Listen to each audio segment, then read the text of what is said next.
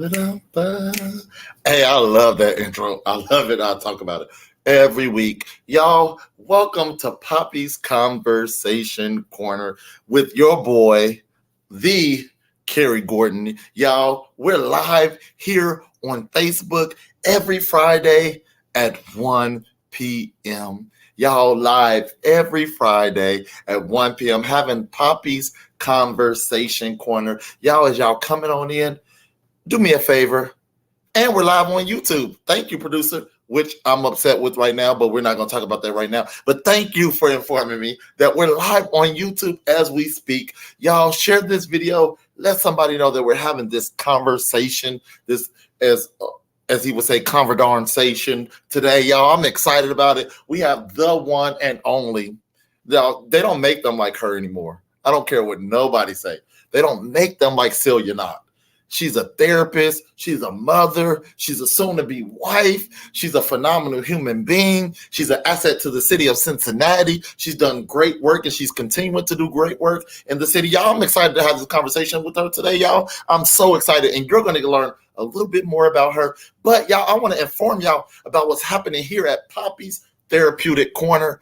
Our program director, she's doing some phenomenal work as well. We're not highlighting her today, but y'all, she has a speaking engagement this week. We're excited. She's sitting on a panel at the Power to Pursue Women's Conference. Y'all, there you can visit. You can actually participate in this conference and go to their website, purchase tickets to support Charisma Hazel, a phenomenal young lady doing some great work in the city of Cincinnati. She's sitting on the panel at the Woman Power to Pursue Conference that's happening this Saturday. You have the opportunity to be there. Again, if you're interested, go to that website, www.powertopursue.org. Get those tickets. I'm going to be there. I'm supporting Charisma. And if you're not supporting her, you're not supporting me. But if you're supporting me, you're going to get those tickets. But anyway, we're highlighting Celia Knott today. It's all about Celia. All about Celia. Say it with me. All about Celia. All about Celia. One more time. All about Celia. Anyhow, y'all, if you're coming on, do me a favor. Hit that share button. Hit that heart button. Show me some love, y'all. And if you're watching on YouTube, thank y'all. Subscribe. Y'all, I'm excited about what's happening here at Poppy's Therapeutic Corner. But we're going to bring Celia Knott onto the screen because I need to learn some more about her. I want to hear her voice, see her face. Oh, yes. Hi, Kerry. You just make me so happy when I see your face. You're always smiling. It's just so. Is it natural? Do you wake up like? This is just my face because I'm so excited to see you. Yes. No, I feel like you get off the elevator, y'all. I sit at the front desk, so when she turns off that elevator and she does a hard turn, it's like when she turns off that elevator, it's like. I'd imagine. So I feel like, I know I don't wake up next to you, but I feel like you wake up like this. I don't know. No, I don't. I may not say that, but I try. No, I can see that for you. But y'all, welcome Celia to the platform. We're excited that you're with us. Thank you for taking out some time. I know you have a busy schedule, so thank you for taking out this little bit of time so that we can learn a little bit about you. Promote you a little bit because, again, like I said, I meant what I said. Celia's doing some great work, y'all. So, Celia, tell us a little bit about you. Like, tell us something about you. Like, well, first, thank you so much for having me. I am very excited to be here. A little bit about myself. Okay. A bit about my background and where I was from. I was born here in the city of Cincinnati. And I would just say for much of my early life, let's just say that I'm from the city. I was 16 years old when I made a very significant move to Dallas, where I guess I would call that home for a considerable portion of my life up until maybe early 30s, I guess. Being in Dallas, I did have the opportunity to really experience the vibrant culture and diverse community. But I would say both Cincinnati and Dallas have been a very huge part of my identity, and I'm really grateful for the unique perspective, I guess, and experience I've gained from each place. I love it. I love it. So Dallas. So are you selling us on Dallas? Are you saying that we should visit it, or like are you like saying that that's the next place Carrie should live? I'm feeling like some vibrations there. I feel I like think you're trying to feed me something.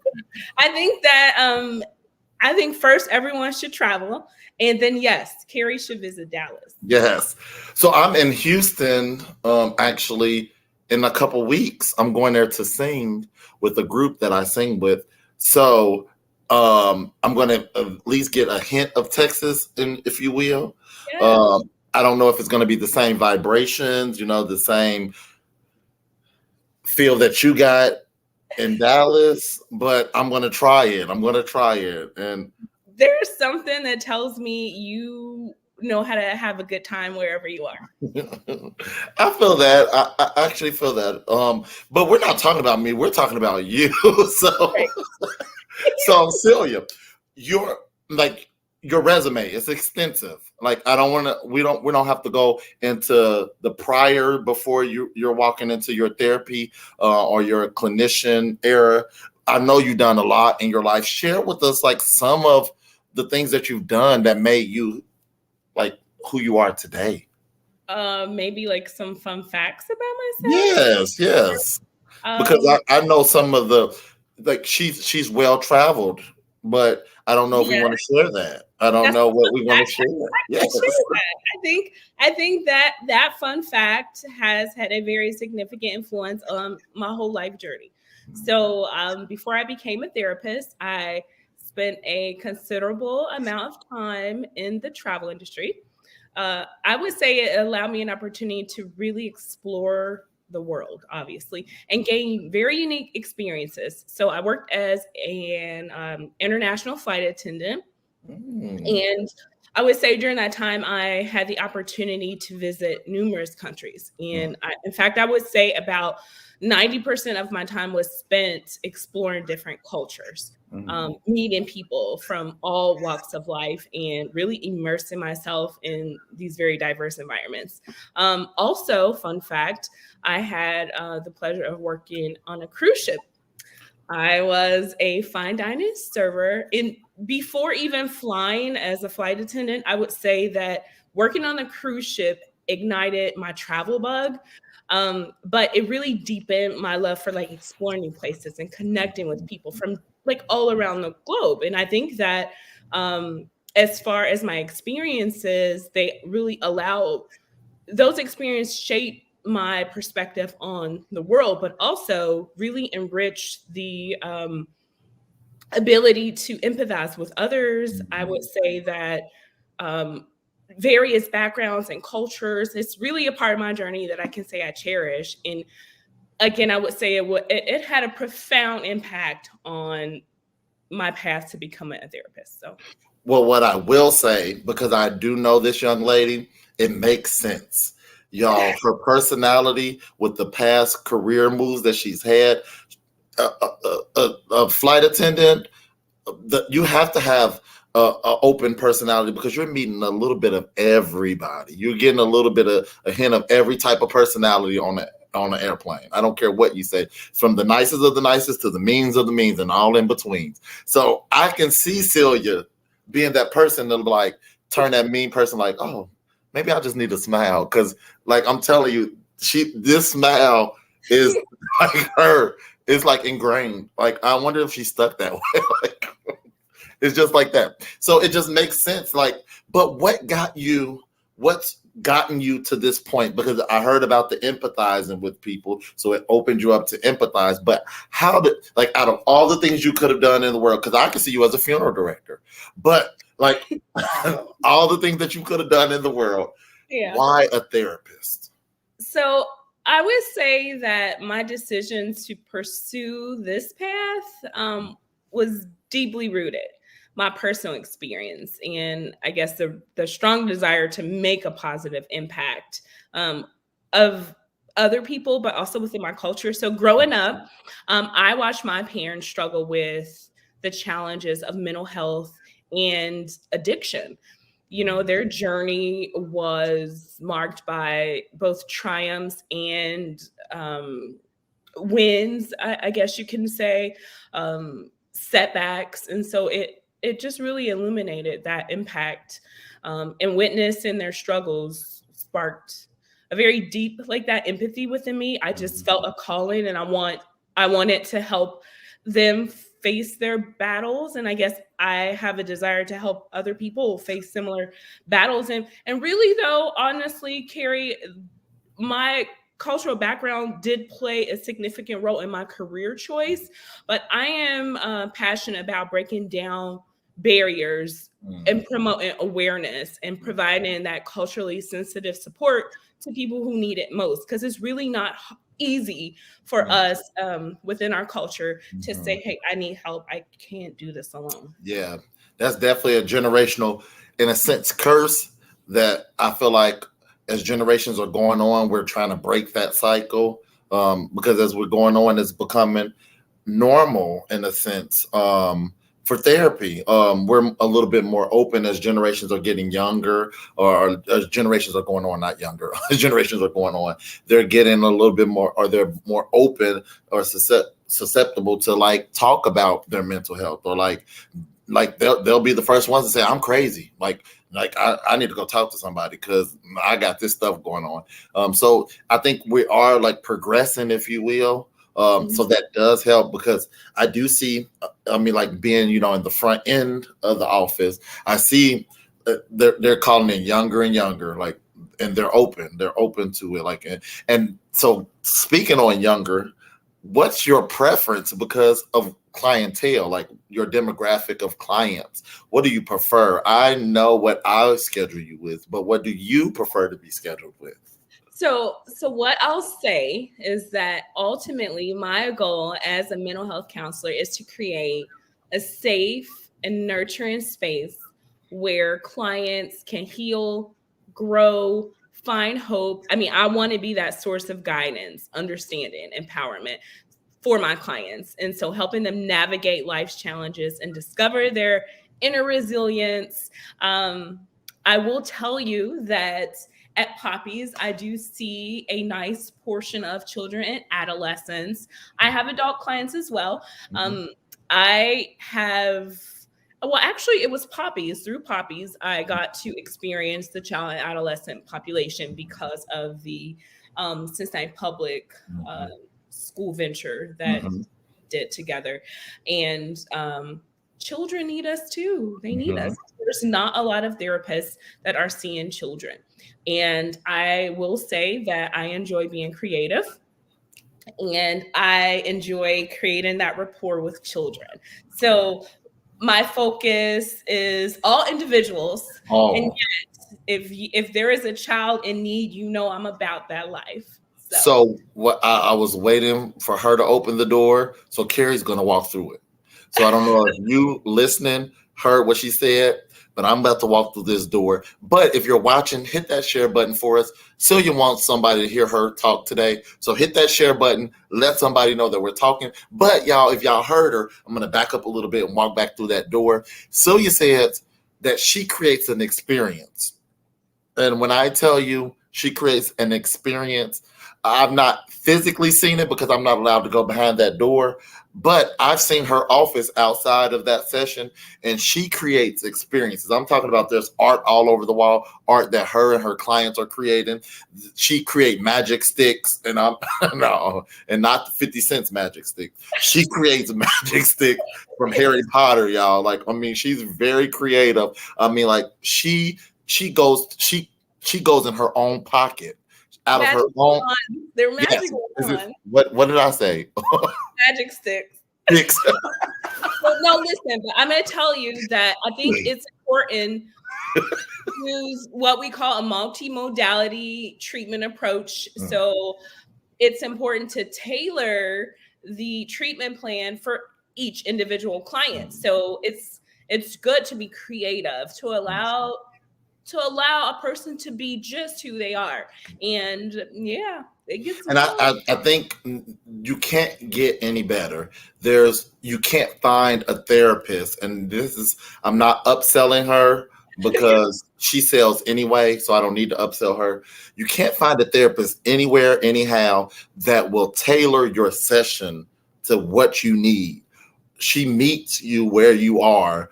She finds ways, creative ways, not just come in and you're going to sit and talk. And literally, she's done treasure hunts. Is that the right word? Because I'm making up words today. But, it's wonderful. Yeah. Yes. So she finds all of these ways. I've seen her create scavenger hunts. That's the word I was looking for. She's done scavenger hunts with clients in the office. She's like, her mind is there. Like, I'm telling you, she's listening, she's hearing, but she's finding creative ways.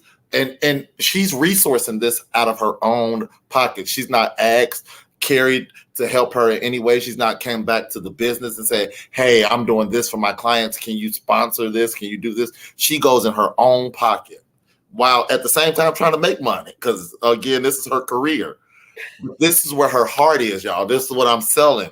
Her heart is in this. So if you searched all over and you couldn't find nobody, today, I'm telling you, you found a therapist who cares about the inner person. Like, she works from inside out. She wants to know that heart. When she finds that heart, and I'm going to stop talking about her because I got more questions, but she gets that heart and she figures out how to work it for you. I'm telling you, like, she's listening to her clients, and she works with small children. I'm talking about children that can't be still. And they come out, Miss Cece? That's because it took me forever to figure out who this Miss Cece person was. They would call it like, is Miss Cece there? I'm like, can you be a little bit more discreet? But her clients love this lady. But anyway, back to, I'm going to stop upselling you, but I'm not upselling you. But anyhow, so your past, because you opened the door as well with your parents, and that drawing you into like this passion. But like, what type of thing from your past, has there been a sense from your past to draw you into saying, hey, I need to go sit in the chair? Hey, there's some things that I've dealt with the question is, does the therapist have a therapist? Absolutely. A great therapist, or even a good therapist, or a new therapist, an older therapist. A therapist needs a therapist. And the reason why is because we take on a lot, right? And you can't just disclose that with like your spouse. Anyway, sometimes it's too dark. They don't want to hear it. So it's important to be able to process some of the things that could possibly trigger me, really, as it relates to children, And so to be the best therapist I can be, I know that I need to have a therapist. I need a therapist to process things that may trigger me, like I said, because of the things that I've seen. And even in my adult life, with relationships and things that I take on from clients, and I never want to take that home. And so to create a perfect balance, like, it is my belief you cannot be a therapist that is stressed out, upset, depressed, anxious, in that moment and give someone your best. So in order for me to be my best, my head needs to be clear. I have a strong relationship with God. And, I talk to God. I talk to my therapist, and I try to remember myself. So self-care is so important. I know that we hear that term often. It is a true story. So I spend time with my families and my babies to fill my cup, right? Because I can't fill from I do the gas tank analogy, right? So if I'm filling everyone's tank up from my tank, and then my tank goes empty, who's filling my tank? Because I can't pour from an empty tank. And so I try to make sure that I'm doing the things for myself. And sometimes it's challenging, but for me to be the best therapist I can be, I have to also remember to take care of myself. Well, when I tell you I wanted to shout, and we can't go there, but that analogy that the gas tank being empty, child, I felt that hit me in my spirit. That hit my spirit. You can't operate on empty, but who's filling the person that's filling? I felt that. I felt that. I'm going to ask you. I got one more question, but I want you to prepare your mind, prepare your heart to drop a nugget, some encouraging words before we leave. But I have one more question. Okay. So, with all of, and you kind of said it already, but with all of the the the the situation that you've had to help, or all the clients that you've had to experience, have you ever found yourself in a tight space where you felt like you couldn't in a sense help this person, or like you wanted to overly help this person? Like, have you ever found yourself in like a situation as a clinician, like Like a compassion fatigue, so to speak? yeah, like where it's like you just want to overly, like, I mean, because in a sense you're not a case manager, meaning like, so in a sense you don't like really go outside of the office to, like, help the person. Maybe you connect them with case management in a sense, but have you found yourself like, I want to help this person, I want to be there for this person, they can call my phone anytime and I'm going to be there for them? I know the answer to this, but I want the people to be. So earlier in my career, I will say I did do a lot of my own case management, which I don't have a problem doing, but I find it very important to give my client all the resources possible. So I work hard for my clients. Am I working too hard? I think that's really subjective. I will say that I have learned my boundaries. So if there is a case that may be too intense, or it may be more than I'm willing to take on, or they need more support than I'm able to give for whatever the reason, then I will make sure that I connect them with someone who I know can help. And I'm very transparent about those things. And I think that early in my career, I would just say yes. But again, it goes back to being the best therapist I can be. I have to remember myself, and I cannot save the world, but I can make a huge difference. And I just have to remember my boundaries. And sometimes my schedule may not allow me to do some of the things that are needed, or, a client's situation may be a little more intense and they may need additional support. And that is the importance of networking with your team and communication with your team, and really just building a great system so that you can continue to support the people who need you, right? Yes. As far as my phone number, I will tell you, I do give clients my work phone.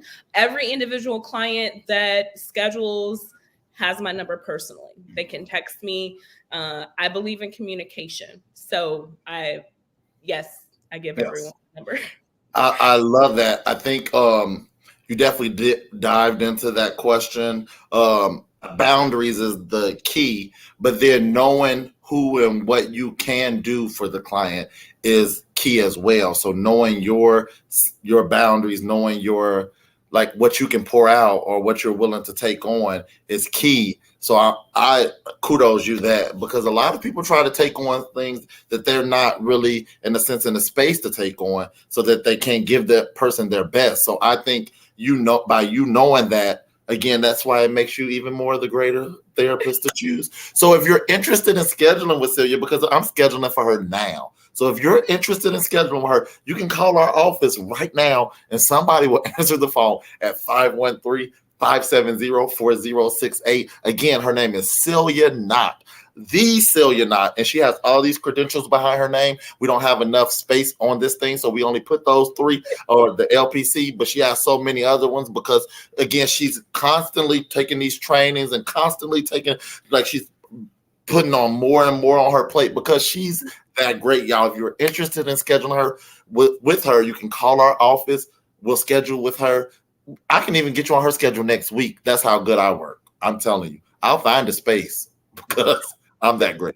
Anyhow, y'all, thank y'all for spending this time with us. Reminder, if you're interested in supporting our program director, Charisma Hazel, this weekend on Saturday, she'll be at the Power to Pursue Women's Conference. The tickets are it's at that website. So go to that website, get those tickets today. You'll see me because I'll be there supporting her. But y'all, it's always great. It's always great here at Poppy's Therapeutic Corner. I mean, wait a minute, I said it wrong. Poppy's Conversation Corner. But before we go, Celia's going to drop us a little nugget of inspiration, motivation. Let us hear you. Okay, so this is one for me, and I guess everyone else. We have to be kind to ourselves, give yourself grace. We talked a little bit about filling from an empty tank, but a lot of times we as individuals are harder on ourselves than anyone else could be. So it's possible to just tell yourself, I'm doing the best that I can, or I want to do more and I'm trying, or I want to do the best that I can and I'm still struggling. Like, that's okay. But we have to find grace because um, it's hard. Life is so tough. And so my gem would be to be kind to yourself. It is easier said than done. And I think that if you can just be kind, like I say, treat yourself the way you would treat someone who was hurting, someone that you love. You would approach them with kindness and love, and you would hug them and tell them like that you're there. Give that to yourself. I love it. You heard it from the clinician's mouth. Give yourself grace. Be kind to yourself, y'all. This whole week, I want you to tell yourself every day, be kind to me. You're going to be kind to not me. You tell yourself you're going to be kind. So anyhow, y'all, we're here every Friday at 1 p.m. with great people like Celia, y'all. So if you're interested, share this video. Let someone know that we're here every week. Join us. I'll see y'all next week. It's been great. It's been great here at Poppy's Conversation Corner. See y'all next week.